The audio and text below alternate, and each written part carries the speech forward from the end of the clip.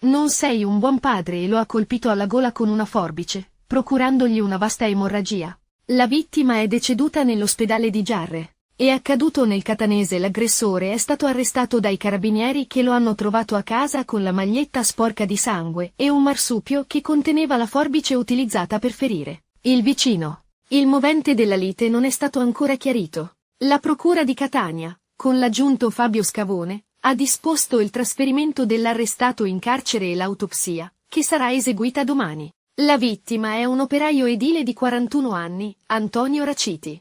L'arrestato è un 48enne disoccupato, GB, in passato denunciato per porto abusivo di armi e ricettazione, che è indagato per omicidio. Sul caso hanno indagato carabinieri della stazione di Mascali, supportati dai colleghi della sezione operativa della compagnia di Giarre e dal personale della sezione investigazioni scientifiche del reparto operativo del comando provinciale di Catania. Secondo una ricostruzione degli investigatori, la lite sfociata in omicidio sarebbe scaturita da commenti che la vittima avrebbe rivolto al 48enne sulla figlia, accusandolo di non essere un buon padre a causa delle frequentazioni della 22enne studentessa fuori sede. Già ieri i due uomini avrebbero avuto un diverbio per lo stesso motivo che sarebbe ripreso oggi. Secondo l'accusa, l'arrestato, in uno scatto d'ira, dopo aver afferrato delle forbici di medie dimensioni, che aveva con sé, avrebbe colpito ripetutamente al torace e al collo la vittima, che ha quasi subito perso i sensi e portata nell'ospedale di Giarre, è deceduta nonostante sia stata sottoposta a più interventi chirurgici.